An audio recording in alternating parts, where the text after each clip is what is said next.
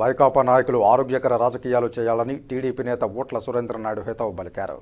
Tirupati press క్లబ్లో శనివారం media సమావేశంలో తెలుగు తమ్ముళ్లు మునిశేఖర్, సుబ్రహ్మణ్యం, మునిరామయ్య, తులసి, ఆనంద యాదవ్, శివరాజు, జగన్నాథం తదితరులతో కలిసి ఓట్ల సురేంద్రనాయుడు మీడియా సమావేశంలో మాట్లాడారు.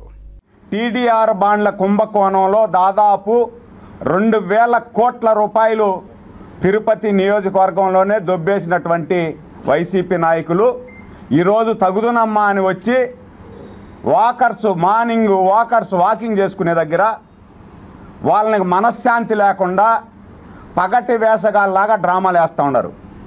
నేను అడుగుతున్న ఈ డ్రామా బ్యాచ్ని 5 సంవత్సరాలు మీరు వేసినటువంటి డ్రామాలు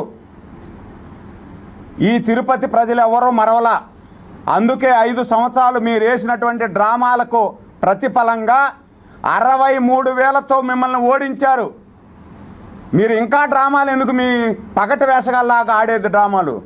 కొంచెం డ్రామాలు తగ్గించుకోండి, బాగుంటాయి. పెద్ద డ్రామాలు వేస్తున్నారు మీరు. ఇదే విధంగా డ్రామాలు వేస్తే మీకు తగిన శాస్తి జరుగుతుందని చెప్పి కూడా ఈ సందర్భంగా తెలియజేస్తా ఉన్నా.